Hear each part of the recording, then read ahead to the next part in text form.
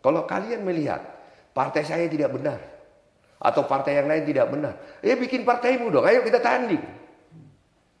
Jangan tanding kita di jalanan teriak-teriak. Kan gitu. Bikin partainya. Ayo kita tawarkan ide kepada rakyat. Kita tawarkan orang-orang terbaik kita kepada rakyat. Nah kalau memang hebat ya pasti dia yang terpilih, dia yang menang kan. Maka dengan luka, sakit hati, dan ketua umum memerintahkan, kalau ingin membantu saya, ingin membantu partai ini, lakukan tugasmu sebagai kader. Yaitu, sapa rakyat ke bawah. Yakinkan rakyat bahwa Pak Ganjar, Pak Mahfud, mereka berasal dari rakyat dan sudah teruji melalui proses yang luar biasa, tempaan di masyarakat, tempaan di partai, dari nol. Cuma kan sekarang yang dengan Pak Prabowo ini adalah Pak Jokowi, yang bagian dari PDIP dan juga sekarang pemegang kendali penuh negara. Jadi sesungguhnya pertanyaan itu kepada Pak Jokowi, bukan kepada saya. Dipecat atau mengundurkan diri? Kalau punya etika, dia tahu apa yang harus dilakukan. Ini jawabannya kan.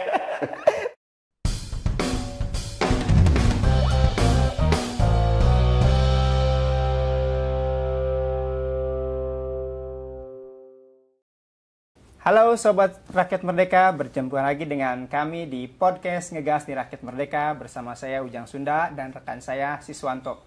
Halo. Akhir-akhir ini politik kita semakin seru, semakin panas.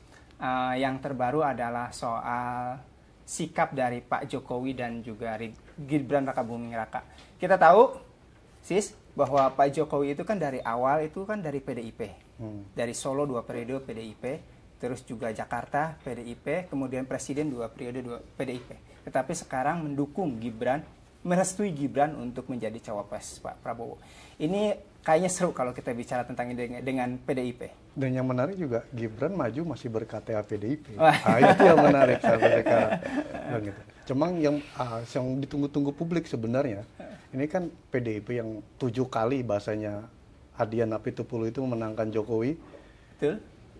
Tapi PDIP-nya sampai sekarang kesannya masih adem ayem gitu. Kita pernah bikin berita di RM waktu itu, PDIP kalem gitu kan. PDIP kalem, Gibran jadi cawapres gitu. Nah, hari ini kita kedatangan narasumber yang sangat kompeten untuk menjawab ini. Ini adalah Ketua DPP PDIP, anggota DPR RI, dapilnya Jabar 6, Bekasi Depok. Satu dapil, satu kampung. Nah, itu Bang Sukur Nababan. Satu dapil berdua ya, jadi kita bertiga satu dapil ya. Gimana kabarnya, sehat Bang? Sehat Mas Ujang. Alhamdulillah. Sehat, Mas. Terima kasih sudah berkenan hadir di sini Bang. Terima kasih juga saya diundang ya untuk kita berdiskusi, berdialog tentang kebangsaan, khususnya mungkin tentang gonjang-ganjing yang terjadi sekarang ya. Apa sih ini kok bisa jadi seperti ini, sembraut, nah gitu loh. Tapi ya publik menunggu-nunggu deh Bang, sikap PDIP kesannya kok kalem-kalem aja. Padahal kalau kita lihat di pemberitaan itu kan di tingkat bawah ini kayaknya gejolaknya keras banget Bang, marah banget gitu loh dengan Gibran maju cawapres masih ber-KTA PDIP dan Pak Jokowi seolah-olah dalam tanda kutip ya memberikan jalan gitu loh dengan putusan MK yang kemarin orang menganggap seperti itu. Abang gimana Bang? Oke, jadi ya amarah itu kan bisa kita artikan dua. Amarah itu bisa kita lakukan dengan 2 sikap. Yang pertama, kita teriak, kita tunjukkan amarah melalui bahasa, wajah, dan tindakan. Nah, tentu hitungannya adalah apakah itu efektif dan bermanfaat bagi bangsa kita. Resiko kosnya kan sangat tinggi sekali. Dan amarah yang kedua, kita diam. Kita diam, kita simpan. Amarah itu menjadi sebuah kekuatan. Kekuatan untuk bekerja lebih keras. Kita menunjukkan bahwa kita lebih baik. Nah, yang kita ambil yang kedua. Jadi seluruh kader PDI Perjuangan seperti kata Mas Sis tadi, ya, jangankan kami di tingkat elit partai, yang di bawah marahnya sangat luar biasa sekali. Tetapi perintah Ketua Umum, perintah Ibu Mega adalah bahwa kami harus menunjukkan sebagai seorang kader Banten, bukan lagi teriak di jalanan, tetapi bekerja habis-habisan. Tunjukkan bahwa Ganjar, Mahfud harus menang. Nah, maka yang terjadi ini akan memberikan energi kepada kami. Energi yang luar biasa untuk memenangkan Ganjar Mahfud yang tidak pernah dilihat oleh siapapun. Dan itu sudah terjadi di kader. Jadi kami turun ke bawah, mensosialisasikan kepada masyarakat, kepada rakyat memilih, bahwa yang kami putuskan, Ganjar sebagai calon presiden, Pak Mahfud MD sebagai calon wakil presiden, adalah yang terbaik. Kader terbaik bangsa ini untuk memimpin bangsa ini ke depan. Nah, itu. Abang, selama ini dalam survei-survei kan Pak Jokowi, PDIP itu suara PDIP banyak terbantu oleh Pak Jokowi. Nah, dengan kondisi saat ini, dengan ada kesan bahwa Pak Jokowi berpaling ke Pak Prabowo, itu akan menjadi agak kesulitan atau enggak? Dan bagaimana cara PDIP untuk mengantisipasi peralihan suara di bawah ke Pak Prabowo? Ada satu yang saya kurang sepakat, Mas Sunda. Apakah betul PDI Perjuangan terangkat oleh Pak Jokowi atau Pak Jokowi yang terangkat oleh PDI Perjuangan? Ini dulu kita selesaikan urusan ini. Jadi kalau dikatakan PDI Perjuangan terangkat dengan Pak Jokowi, sebelum Pak Jokowi hadir, PDI Perjuangan udah menang. Berarti juara. siapa yang lebih besar? 99 juara ya, Bang? Nah, iya. Siapa yang lebih besar? Nah, kalau kita kembali lagi ke belakang. Pada saat 2014, yang kenal Pak Jokowi siapa sih? Pada saat kita calonkan, ini kita buka jejak digital ya, menjadi calon gubernur DKI Jakarta. 2012. Itu dimulai dari 6%. Melawan hampir 60% Pak Poke pada saat itu. Incumbent. Nah, incumbent pada saat itu. Itu kan kekuatan keyakinan Ketua Umum saya, Ibu Megawati Soekarno Putri. Terhadap keyakinan terhadap orang, terhadap keyakinan terhadap ideologi, terhadap keyakinan terhadap bangsanya. Nah, pada akhirnya menang kan. Tetapi kalau kita bicara klaim-mengklaim ini, ya hak semua orang mengatakan dia lebih besar dari partainya. Tetapi saya mengucapkan fakta apa adanya. Jadi kalau dikatakan bahwa PDI Perjuangan terangkat oleh Pak Jokowi, saya tidak setuju. Kader PDI Perjuangan itu sampai ke anak ranting. Anak ranting itu ada di RT RW. Dan kepengurusan kami lengkap. Kebetulan saya yang dipercaya Ketua Umum saya sebagai Ketua Dewan Pimpinan Pusat yang membidangi keanggotaan dan organisasi. Jadi saya memiliki fakta. Dan saya mengatur, membangun sistem bahwa seluruh kader PDI Perjuangan itu lengkap sampai anak ranting. Maka kekuatan rata-rata pengurus kami itu 3 sampai 5 orang. Berarti di setiap RT RW kami memiliki kekuatan 7 sampai 5 orang, Bos. Struktur sampai bawah Struktur sekali. sampai bawah. Jadi tidak hanya organisasinya yang ada. Strukturnya itu ada. Nah, tadi Mas Sis kan mengatakan ke kampung. Kalau dicek kan ada kan sampai anak-anak ranting saya kan ada kan? Ada. Dan mereka disiplin kan. Jadi jangan kebalik-balik lah. Jangan lupa. Saya selalu berterima kasih kepada partai ini. Saya selalu berterima kasih kepada Ketua Umum saya. Tanpa PDI Perjuangan, saya tidak akan pernah menjadi anggota DPR. Bang, banyak juga yang mengaitkan, yang curiga bahwa berpalingnya Pak Jokowi dari PDIP itu karena selama ini diperlakukan yang mungkin sebutan istilah petugas partai yang dianggap merendahkan. Ini, wah Pak Jokowi petugas partai, kalau tidak ada PDIP nggak jadi apa-apa Pak Jokowi. Menurut Abang gimana? Saya boleh minum dulu ya? Oh, silakan. Karena apa namanya, sangat menarik ini. Bicara tentang petugas partai, ya. Saya ini bingung. Orang melihat kata-kata petugas partai itu dalam arti yang sempit. Ya. Tetapi saya masuk dulu dari segi historikal. Pada saat Pak Jokowi menghadap Ketua Umum saya, Ibu Megawati Soekarno Putri, untuk menjadi calon wali kota di kota Solo yang notabene dibawa oleh Pak Rudi sebagai ketua DPC. Ya, beliau paham kok artinya dan selalu disampaikan. Dia adalah petugas partai. Kenapa tidak sakit hati ya pada saat itu ya? Kalau dia tidak setuju dengan hal tersebut. Nah, pada saat dia menjadi wali kota, dia cara-cara partai, saya masih ingat, nanti kita buka jejak digital. Ya, ada acara rapat koordinasi 3 pilar. Dan sebagai petugas partai disebut sebagai petugas partai. Beliau berbicara, membacakan dedication of life yang disampaikan oleh Bung Karno. Fine-fine aja kok, nggak ada masalah. Tetapi sekarang kenapa ditarik orang? Pak Jokowi sakit hati karena disebut petugas partai. Kan bingung kita ya. Padahal waktu mulai masuk, sampai sebelum jadi gubernur, petugas partai itu sudah terbiasa di telinga beliau. Kok tidak sakit hati ya? Tetapi saya mau bicara tentang petugas partai ini karena begitu banyak orang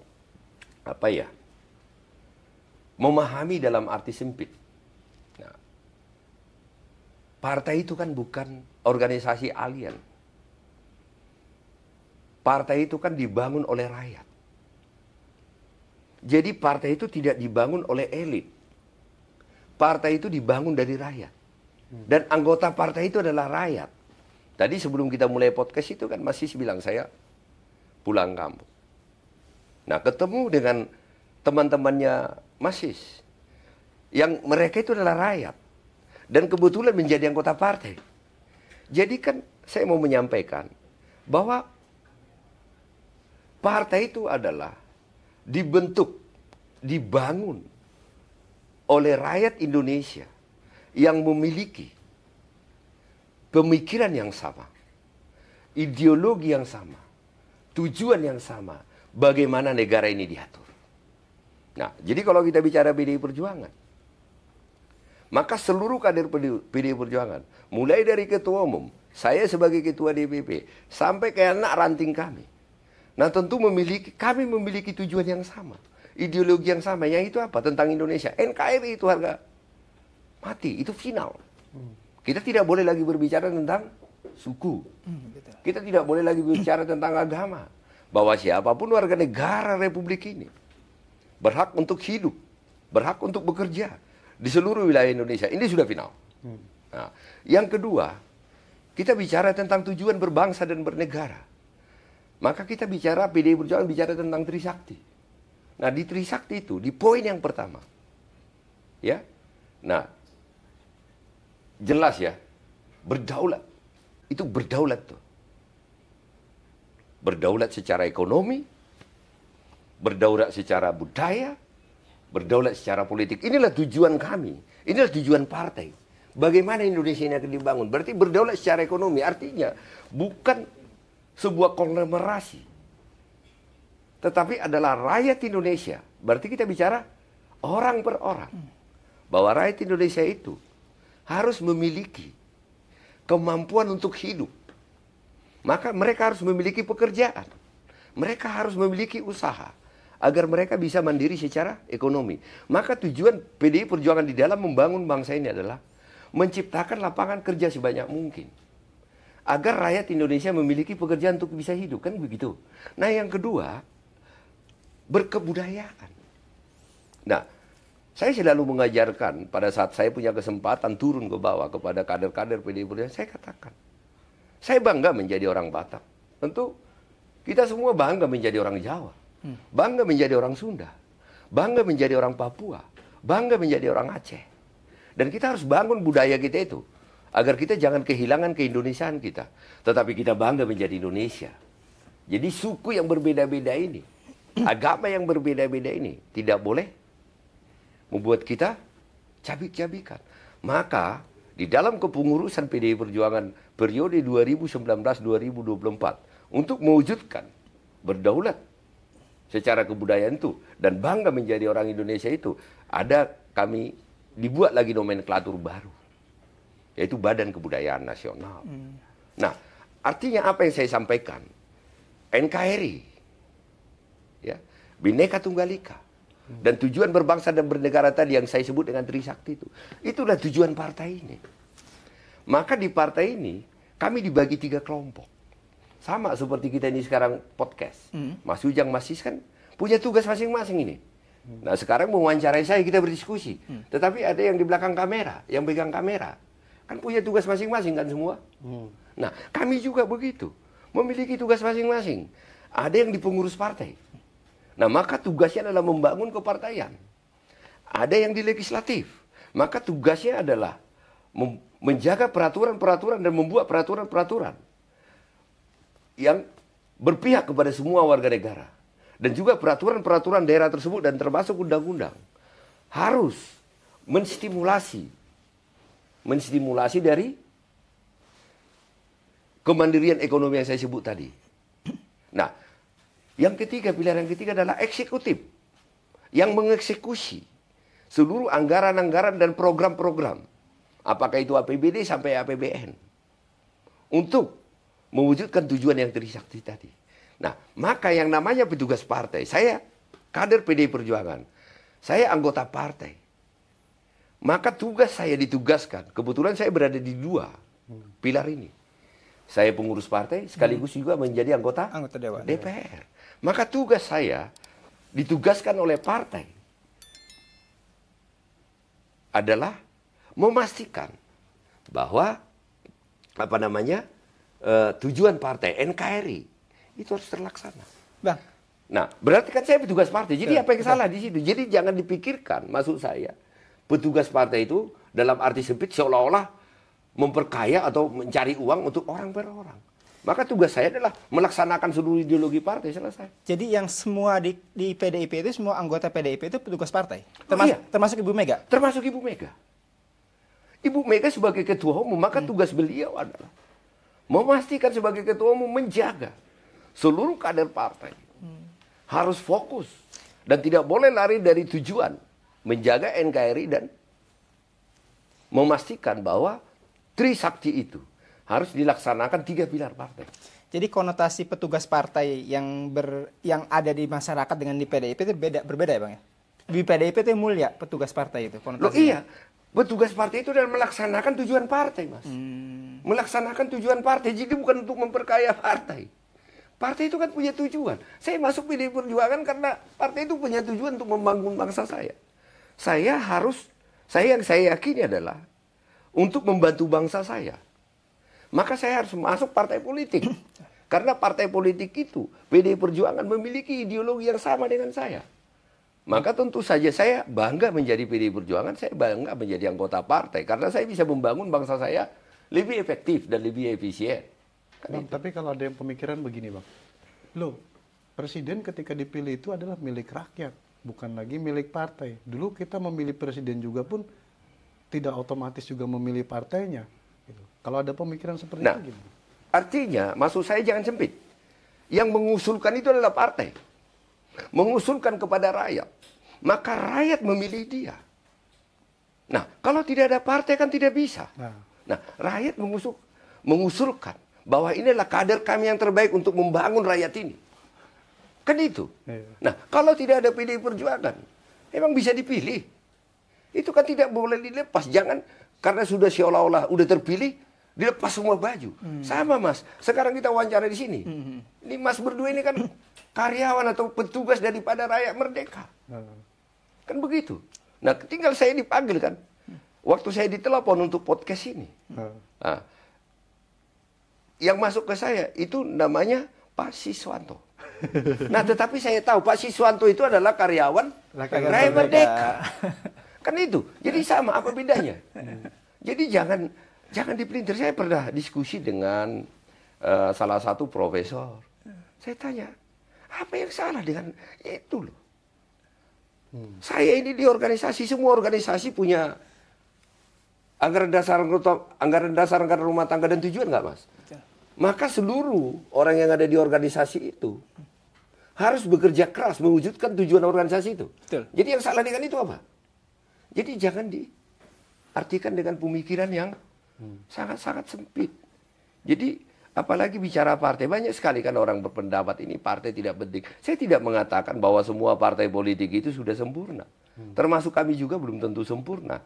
Tetapi kontrol dari masyarakat akan memberikan pelajaran kami untuk lebih baik. Saya tidak mengatakan bahwa PDI Perjuangan itu sudah sempurna. Saya tidak mengatakan begitu. Tetapi kita ini kan learning terus semua. Kita belajar terus untuk berbuat lebih baik bagi bangsa ini kan gitu. Nah, kontrol masyarakat itu.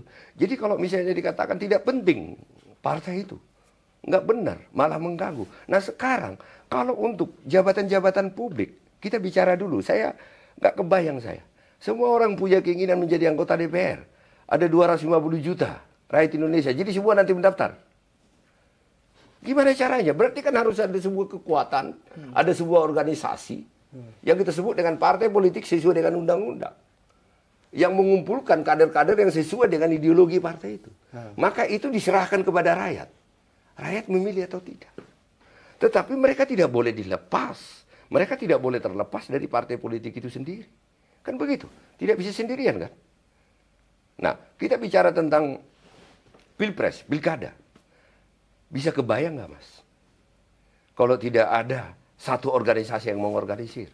250 juta rakyat Indonesia pengen jadi bupati semua. Yang dipilih siapa? Yang milih siapa? Maka itu adalah hakikat demokrasi. Hakikat demokrasi itu apa? Partai politik. Melalui partai politik lah orang berdemokrasi. Kan gitu.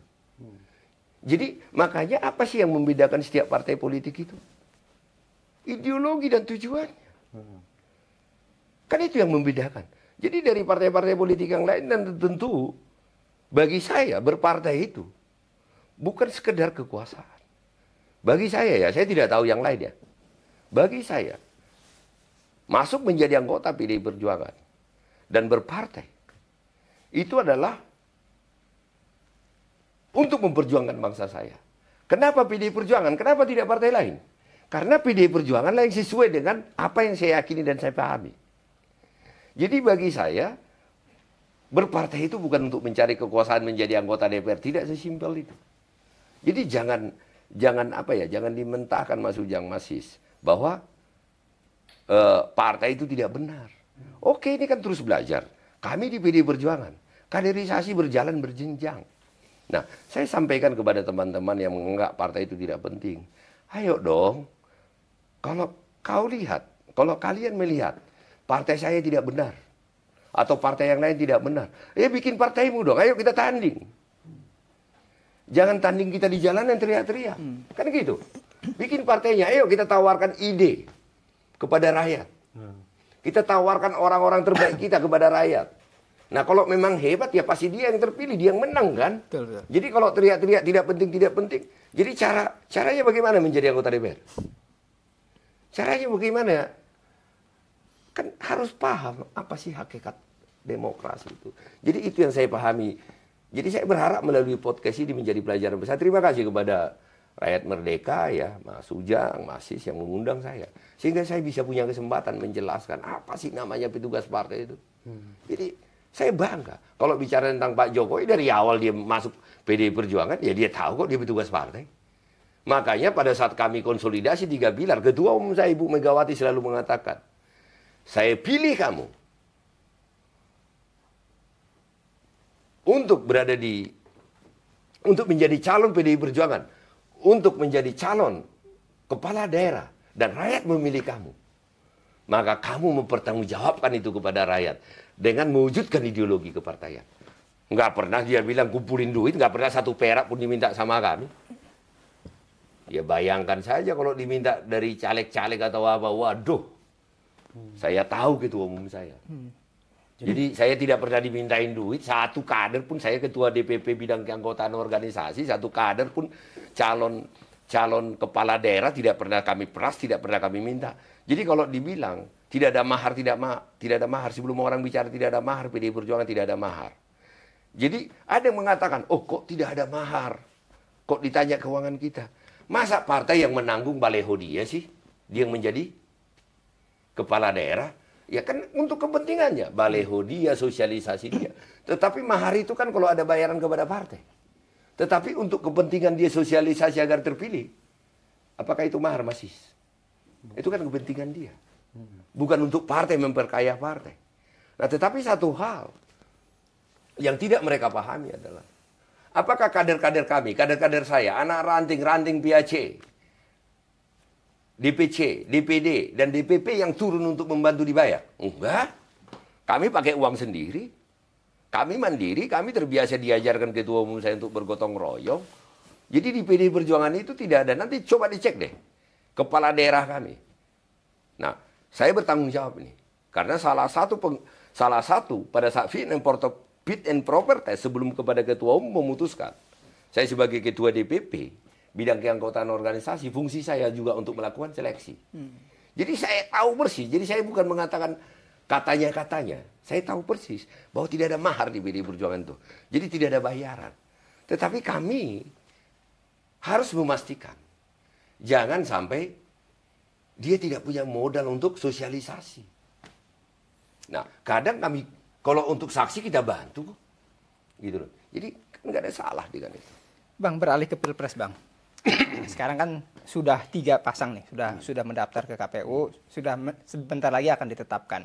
Nah, dengan Mas Ganjar Pranowo dengan Pak Mahfud, kemudian ada Pak Prabowo disandingkan dengan Gibran, ini PDIP untuk strategi memenangkan Pak Ganjar Mahfud itu seperti apa? Apalagi banyak orang bilang bahwa dengan adanya Prabowo Gibran maka itu Jawa Tengah bisa terganggu itu. Itu kan basis PDIP. Nah, gimana cara mengantisipasinya? Ya, pertama saya jawab dulu pertanyaan pertama ya. Tadi sesungguhnya itu saya sudah jawab tadi di awal pembicaraan kita.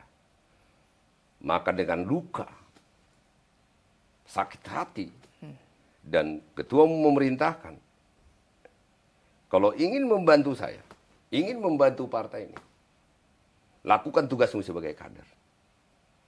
Yaitu, sapa rakyat ke bawah. Yakinkan rakyat bahwa Pak Ganjar, Pak Mahfud, mereka berasal dari rakyat dan sudah teruji melalui proses yang luar biasa, tempaan di masyarakat, tempaan di partai, dari nol. Mereka kan bukan anak, Pak Ganjar anak rakyat. Pak Mahfud juga seperti itu. Sampai berada di posisi yang sekarang. Pak Ganjar sampai berada di posisi gubernur. Pak Mahfud sampai berada di posisi menteri. Mereka dari nol. Dan mereka tidak mendapatkan karpet merah untuk itu. Mereka tidak mendapatkan fasilitas untuk itu. Mereka berjuang sendiri. Dan itulah rakyat itu. Nah, ketua umum saya... Gak pakai ngakalin undang-undang ya? Enggak. Nanti kita bahas itu. Nah, yang saya mau maksudkan adalah... Siapa yang tidak mengetahui track record itu? Nah, maka ketua umum saya mengatakan kepada kami, kepada seluruh kader, sapa rakyat, sampaikan itu.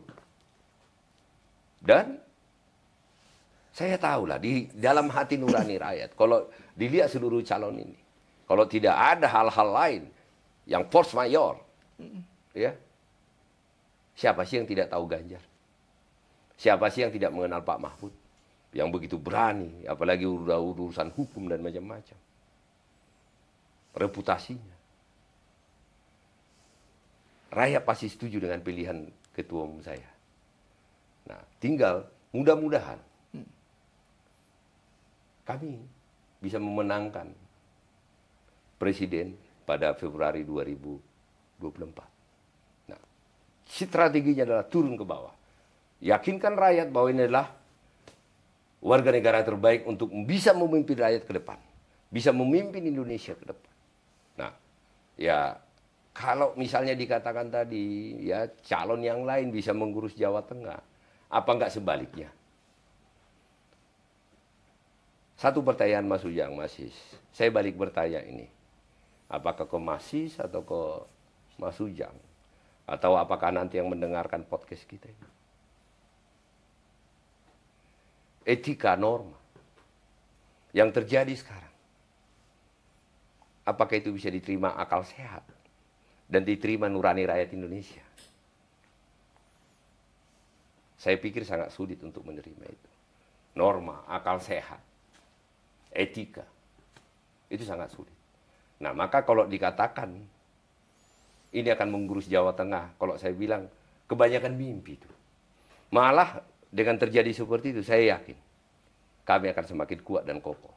Dan saya percaya, dengan peristiwa-peristiwa ini, rakyat pasti berada di belakang kami. Bang, tapi kita tahu PDIP itu 2 kali menang lawan Prabowo di Pilpres. Sekarang lawan Pak Prabowo lagi. Cuma kan sekarang yang dengan Pak Prabowo ini adalah Pak Jokowi. Yang bagian dari PDIP dan juga sekarang pemegang kendali penuh negara. Jadi sesungguhnya pertanyaan itu kepada Pak Jokowi, bukan kepada saya.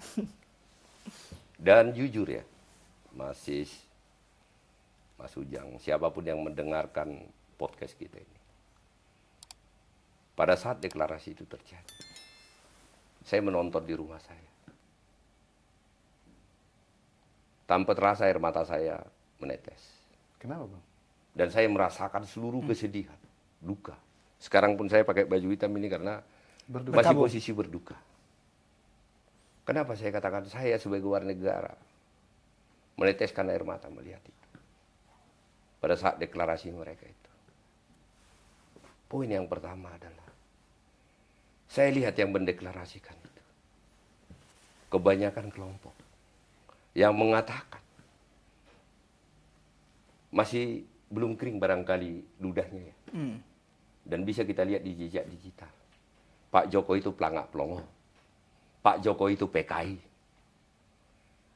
Pak Jokowi itu tidak pantas menjadi presiden. Apakah begitu besar ambisi kekuasaan sehingga harus menghilangkan kemanusiaan dan harga diri? Orang yang mengatakan dia pelangak pelongo. Orang yang mengatakan dia tidak pantas menjadi presiden. Bodoh, keturunan PKI. Berdiri bersama-sama untuk sebuah kekuasaan. Apakah kekuasaan itu begitu berarti sehingga kemanusiaan kita hilangkan? Dan saya melihat tidak ada orang di situ berdiri yang betul-betul di awal mempercayai Pak Jokowi yang belum menjadi siapa-siapa. Yang saya katakan saat masuk Jakarta 6% surveinya. Orang itu sudah tidak ada lagi. Dipunggungi dan dihianati. Ditusuk. Itukah kemanusiaan dan warga negara yang akan kita harapkan menjadi pemimpin, Mas. Makanya saya sampaikan, bukan ke saya pertanyaan itu, Mas. Dan saya pikir saya tidak bohong kan yang saya katakan. Siapa sih yang mengatakan Pak Jokowi pelangak pelongo? Siapa sih yang mengatakan Pak Jokowi keturunan PKI dan PKI? Kelompok yang sekarang. Kelompok yang sekarang. Dan kami yang berdiri teguh membela situasi seperti apapun. Dan sekarang kami dipunggungi. Gak apa-apa. Di dalam hidup itu, pengkhianatan terbiasa. Tetapi, tentukan, saya percaya satu hal, Mas Ujang, Mas Sis. Mudah-mudahan statement saya ini berlaku. Kebenaran akan menemukan jalannya menghadapi kebatilan. Suatu waktu.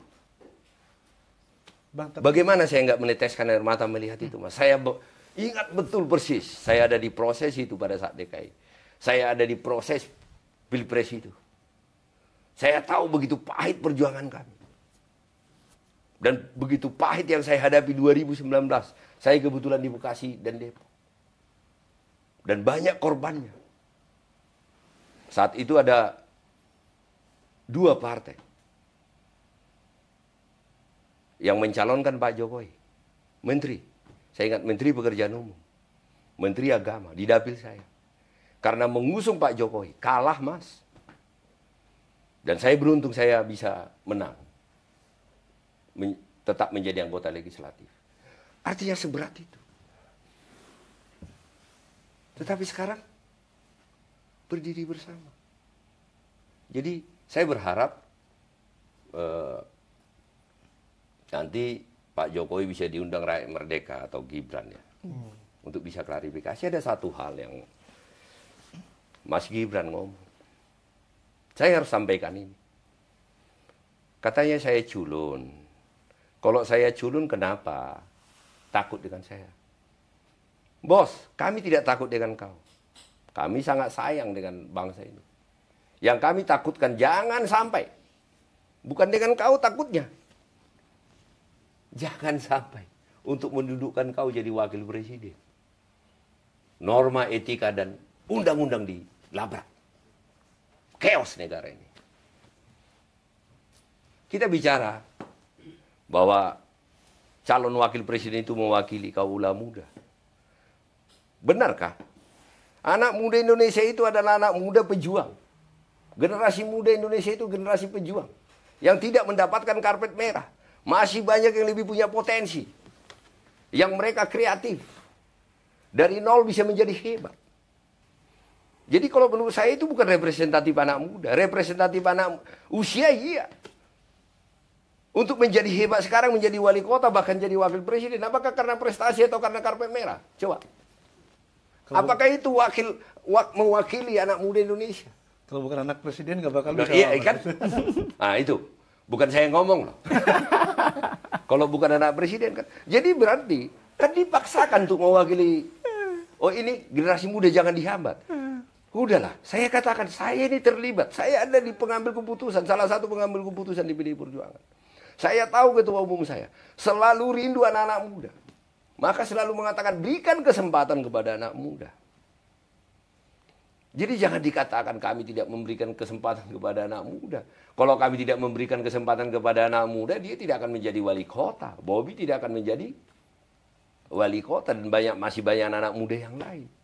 Tetapi pertanyaan pentingnya, apakah benar dia dicalonkan karena representatif anak muda?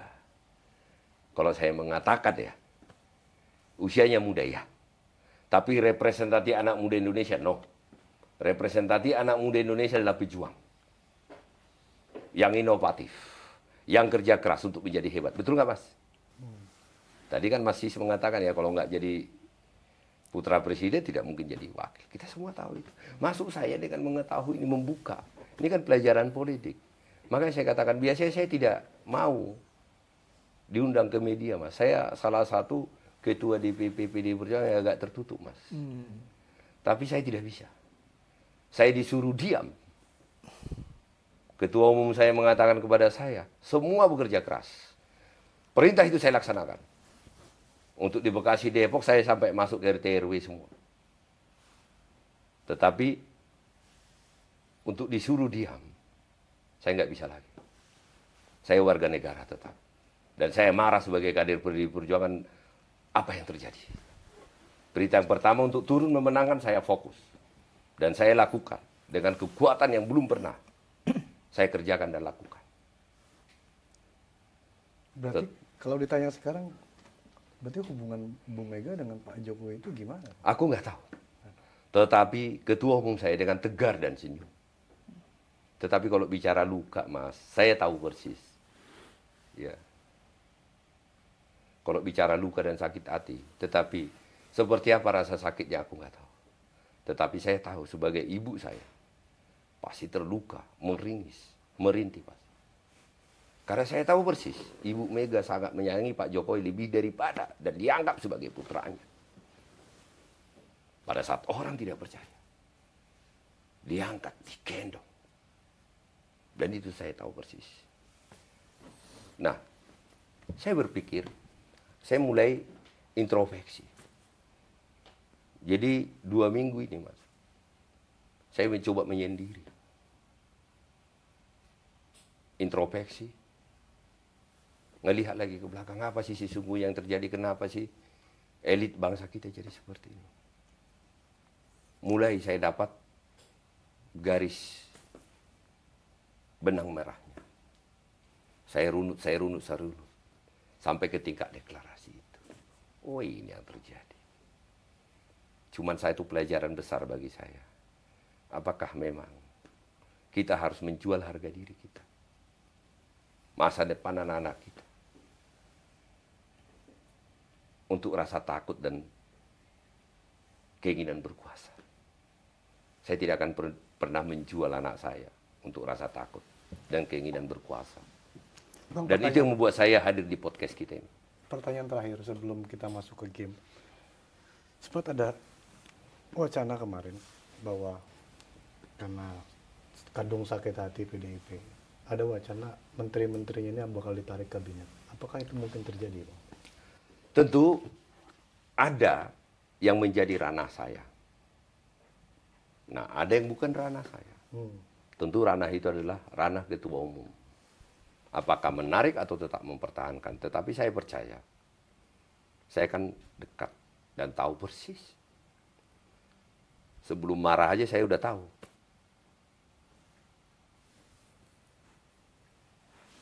Ibu Mega sangat mencintai bangsa ini. Kalau kita lihat 2014, bayangkan Mas, cek semua ketua-ketua partai di dunia ini. Ada nggak partainya menang, tapi dikorbankan dirinya untuk tidak menjadi wakil presiden? Itu peristiwa 2014. Dia menyerahkan haknya itu. Menjadi calon presiden kepada namanya Joko Widodo. Itu adalah sebuah pengorbanan luar biasa, nggak main-main tuh Mas. 2019,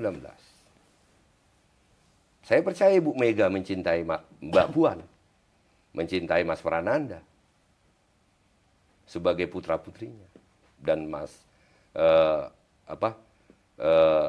sebagai putra-putrinya ya, pasti tidak mungkin tidak mencintai. Tapi Ibu Mega lebih mencintai bangsanya. Mbak Puan dikorbankan 2019. Periode kedua, Jokowi. Diberikan hak menjadi calon wakil presiden itu ke Pak Maruf. Itu luar biasa. Pertanyaan saya, kalau Pak Jokowi seperti Ibu Mega, apa yang terjadi ya? Kita lihat 2024. Nggak mungkin nggak Mbak Puan sebagai pribadi, sebagai warga negara dan pimpinan DPR tidak memiliki keinginan untuk menjadi calon presiden. Dia salah satu ketua DPP di PD Perjuangan dan salah satu kader terbaik kami. Yang memulai dari nol, dia putri Ibu Mega, tetapi saya tahu persis dia memulai dari nol. Berkarir dari nol. Tidak ada karpet merah untuk dia. Mas Nanan juga tidak ada karpet merah untuk mereka. Mereka berjuang sama seperti kami kader-kader biasa, dan Ibu Mega memberikan kesempatan kepada semuanya. Tetapi sebagai putri daripada Ibu Mega, putra Ibu Mega, Ibu Mega sebagai ketua umum, kira-kira mereka berdua punya keinginan untuk menjadi calon presiden atau calon wakil presiden nggak? Tetapi Ibu Mega tidak memberikan itu. Saking cintanya kepada bangsa ini. Kenapa belum saatnya harus diberikan dengan melanggar seluruh norma, etika, dan hukum, Mas? Kenapa ada orang seperti itu? Kenapa tidak bisa mencontoh ketua umum saya Ibu Mega? Siap mengorbankan dirinya. Siap tidak mencalonkan putrinya atau putranya untuk bangsa yang lebih baik. Kan itu pertanyaan besar. Itu yang saya katakan, mudah-mudahan nih podcast kita ini viral dan ditonton banyak orang sehingga menjadi sebuah pelajaran politik nih, Mas. Karena ini baru pertama. Karena saya buka semua kan. Iya, kayak baru pertama naik elit PDIP bicara seperti ini. Kemarin-kemarin kan hubungan kita masih baik. Loh, ya memang masih baik. Ibu Mega tidak pernah mengatakan lawan Jokowi, nggak pernah. Itu haknya Gibran gitu. Bahasa kan seperti itu. Jadi ya betul itu hak, masih hak. Tetapi memperoleh hak itu wajar atau tidak wajar, kan itu yang kita diskusikan hari ini. Saya tidak mengatakan bahwa sebagai warga negara Gibran tidak berhak atau siapapun tidak berhak. Saya selalu sampaikan ke teman-teman media juga, kan saya katakan, selama dia warga negara Republik Indonesia, dia berhak menjadi apapun. Tetapi apakah benar ada undang-undang yang mengatur agar hak itu terpenuhi? Kita rubah undang-undang dalam waktu sekejap. Itu merampok atau hak? Itu melanggar etika atau hak? Kan jadi kita tidak bicara hak ini. Saya kan tidak mengatakan Mas Gibran tidak berhak. Tetapi ada undang-undang yang membatasi. Ya kita harus hormati undang-undang itu. Kalau kita tidak menghormati aturan-peraturan perundang-undangan, apalagi yang mengikat kita sebagai negara, sebagai warga negara? Coba saya tanya Mas Sis. Kalau kita tidak menghormati, dan semua itu menjadi nanti, semua elit politik atau elit kekuasaan melakukan itu. Pokok nah, ini harus diganti. Mati nggak bangsa ini? Jadi ini bukan masalah hak, Mas. Nah, seperti yang saya katakan tadi, ini juga bukan masalah dinasti. Tidak boleh dong, seseorang tidak punya hak karena dia putranya atau putrinya siapa. Boleh. Kita bicara keluarga Bush di Amerika. Kita bicara keluarganya Gandhi. di India. Hah? Kita bicara Kennedy di Amerika. Bagi saya dinasti itu sah. Jadi tidak boleh hak orang karena dia putranya siapa atau putrinya siapa, tidak boleh mencalonkan. Jadi jangan dikatakan, oh, nggak apa-apa kan dinasti apa yang salah kalau ingin membangun bangsa ini. Itu tidak salah dinasti. Tetapi jangan dipaksakan belum saatnya. Nah kita lihat yang sekarang mendeklarasikan itu Mas. Saya ketawa dan sedih itu saya bilang saya meneteskan air mata. Udah banyak yang ingin dan bekerja menjadi wakil presiden, calon wakil presiden Pak Prabowo. Saya nggak mau sebut namanya. Ada salah satu menteri. Dan menteri itu menurut saya juga sangat baik, sangat luar biasa. Dan mampu memimpin dan bahkan mengangkat nama bangsa. Aku mau tanya, apakah Mas Gibran lebih baik dari menteri itu? Hah? Jadi tersingkir? Enggak, kita berlogika ini. Jadi jangan ditarik ini persoalan dinasti. Kenapa tidak boleh? Pertanyaan saya, tolong aku dijawab. Menteri tersebut sudah bekerja untuk bangsa dan negaranya, sudah berbuat kepada bangsanya. Hah? Apakah Mas ya jangan jangan didetailkan. Yang saya maksud adalah apakah memang Gibran lebih baik dari Pak Menteri itu? Aku sebagai warga negara mengatakan 10 kali, 20 kali lebih baik itu Pak Menterinya, lebih layak. Nah, tetapi karena putra presiden tadi yang dikatakan Masis, ini dicoret. Nah, ini kan sudah tidak fair berbangsa dan bernegara. Jadi ini bukan urusan, ini bukan masalah dinasti. Saya selalu bicara, nggak ada yang salah menjadi putranya siapa. Tetapi dengan cara yang benar. Nah, jadi ini bukan hanya sekedar dinasti. Nah, kemudian ada berapa sih partai politik di sana? 8. Nah, apa memang Mas Gibran lebih hebat dari ketua umum partai politik yang ada di sana? Apa ketua umum partai politik di sana tidak ingin menjadi calon wakil presiden, calon presiden? Kita lihat yang baru bergabung itu. Ngotot kan, hampir mau dijatuhkan kan? Karena pengen jadi wakil presiden, jadi calon presiden. Tapi tiba-tiba setelah gabung, nggak mau lagi jadi wakil presiden. What happened? Hah? Sebelum bergabung kan ngotot. Maksud saya masih percaya nggak rakyat ini dengan jawaban-jawaban seperti ini? Atau muak? Nah yang diberitahu itu kan bapak-bapak sebagai wartawan. Bagaimana? Apakah rakyat kita sudah semakin muak dengan jawaban-jawaban yang membodohi? Seolah-olah tidak berdosa, tidak bersalah. Oh tanya urusan-urusan partai. Saya ini udah punya pengalaman dan semua kita ini teman-teman Mas Ujang Masis wartawan senior lah. Nggak mungkin kan partai politik bisa berubah tiba-tiba dalam waktu hari kan. Nggak ada hujan, nggak ada apa, langsung bersatu. Nah, kira-kira pasti ada kekuatan intervensi nggak? Tinggal 3 kan. Intervensi itu pendekatan kekuasaan, ketakutan hukum, fasilitas dan jabatan. Nah, itu aja tuh. Nah apa yang terjadi ini kan gitu. Yang dari 3 ini yang mana nih? Tadi saya katakan, apa betul Mas Gibran lebih baik dari salah satu ketua umum partai? Aduh, kalau ketua umum saya begitu, saya keluar dari partai. Ya kan, ketua umum saya harus lebih hebat dari saya dong. Dan punya harga diri. Dan saya bangga menjadi PDI Perjuangan dan anak buahnya Ibu Mega. Karena kokoh, begitu kokoh dengan pendiriannya. Itu membuat saya bangga. Makanya menolak ketika ada permintaan. Nanti saya jawab itu. Nah, kemudian kan ada sempat wacana ya, salah satu gubernur jadi wakil presiden ya. Nah, dan saya tahu gubernur itu yang dicalonkan menjadi wakil presiden itu dari nol sampai menjadi wakil gubernur dan menjadi salah satu tokoh perempuan di negeri ini dan sangat tenar. Apa lebih baik Mas Gibran dari ibu tersebut? Benar. Atau ada kekuatan lain yang bermain? Rakyat kita masih bisa percaya itu nggak? Jadi jangan ditarik, maksud saya urusan ini, oh ini dinasti. Ini bukan urusan dinasti. Oh ini anak muda, betul. Apakah representatif anak muda? Oh ini PDI Perjuangan sakit hati? Nggak ada, kami nggak teriak. Yang saya mau, saya ada di sini. Dan saya layani podcast ini Mas. Bukan karena sakit hati PDI Perjuangan. Karena saya mencintai bangsa ini. Saya harus menjelaskan apa yang saya tahu. Ini bukan persoalan sakit hatinya PDI Perjuangan. Ini bukan persoalan dinasti. Ini bukan persoalan anak muda, tetapi ini persoalan melanggar norma, melanggar hukum, melanggar etika untuk memastikan menjadi wakil presiden. Itu persoalannya. Aku boleh minum ya? Boleh, boleh, boleh.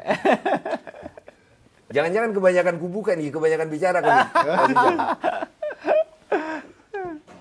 Ini tapi coba, kira-kira bolehlah kita diskusi. Ada nggak? Jangan satu arah. Ada nggak bahasa saya yang bisa dibantah? Atau masuk logik semua? Masis, ya boleh dong aku bertanya. Dari semua yang saya sampaikan ada yang bisa dibantah nggak? Ya boleh juga kan. Ini hostnya untuk kita berdiskusi. Mana tahu ada yang saya sampaikan tadi semua, ada yang nggak masuk akal, ada yang mengada-ngada. Kalau waktunya ada nanti mungkin kita bikin sesi lagi, Bang. Oke. Ini karena kita terbatas, ini kita ada terakhir ini kuis, Bang. Jadi jawab cepat. Ada 5 pertanyaan. Aku ini udah pasti kalah ini karena... Enggak ini enggak ada kalah menang ini. Cuman jawab aja. Jadi kalau udah kuis pasti kalah lah.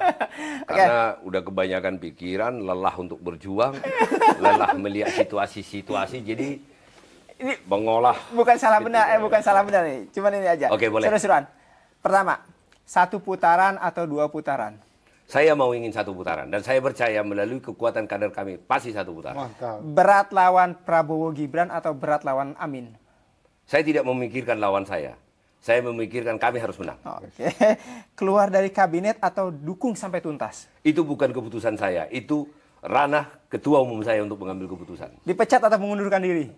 Kalau punya etika, dia tahu apa yang harus dilakukan. Ini jawabannya kan. Terakhir, Presiden Jokowi, Ibu Megawati. Loh, saya pasti ketua umum saya lah. Saya berada di sini.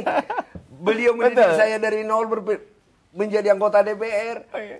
Mendidik saya jadi etika. Ada satu yang selalu diajarkan kepada saya. Sebagai ketua DPP-nya. Mulai dari awal beliau mengenal saya. Beliau mengatakan, syukur. Menjadi pemimpin itu mengambil keputusan. Dan keputusan yang diambil oleh seorang pemimpin tidak bisa menyenangkan orang. Tetapi keputusan diambil oleh seorang pemimpin, apapun resikonya, itu adalah benar untuk sebuah komunitas yang dipimpin. Berarti bicara negara. Itu adalah benar untuk negara. Nah, ini saya tambahin. Ya, kalau kita runut semua ini kan ada 3 sebenarnya polanya ini, Mas. Pertama, 3 periode gagal total, hampir chaos. Penundaan pemilu, gagal total juga. Kenapa 2 ini gagal total? Karena harus melalui amandemen.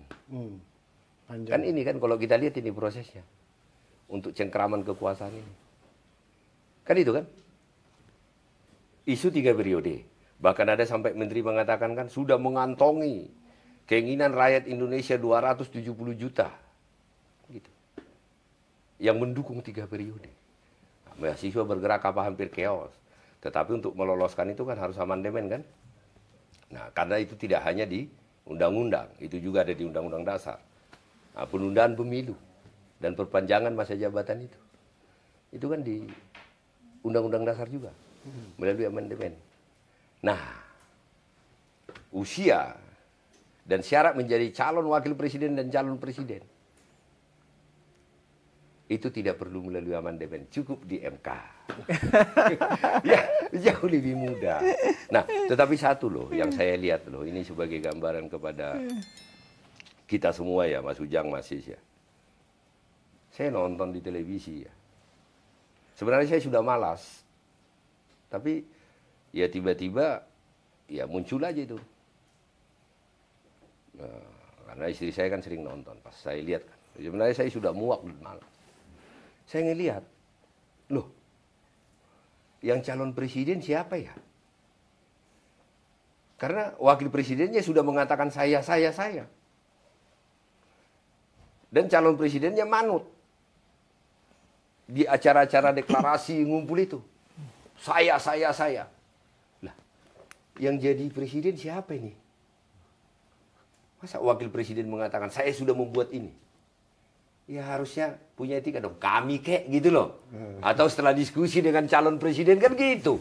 Maksud saya bingung ini. Apa yang terjadi? Belum jadi presiden, belum menjadi wakil presiden, sudah menunjukkan seolah-olah jadi presiden.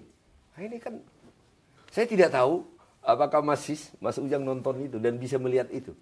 Itu kan suguhan tontonan, apa sih yang akan terjadi? Benar nggak? Tapi dianggap paten kali itu. Ya, masa paten si bangsa kita dilecehkan seperti itu? Ya. Tapi bagi saya, ketua umum saya tidak mungkin lah. Untuk sebuah kekuasaan akan menghalalkan segala cara. Ketua umum saya selalu bertarung seperti laki-laki. Makanya selalu katanya, saya perempuan, tetapi gaya bertarung saya sebagai laki-laki. Dan nyalinya lebih besar dari kami semua. Dan itu yang membuat kami kagum kepada beliau. Dan itu yang membuat saya manut dan tunduk. Karena beliau menunjukkan lebih hebat, lebih berkarakter. Jadi tidak, wah ini ditawarkan diambil, ini ditawarkan diambil. Jadi cengengesan begitu. Ya kan kemarin tuh ada konsolidasi ya. Coba kita tonton lagi nanti videonya.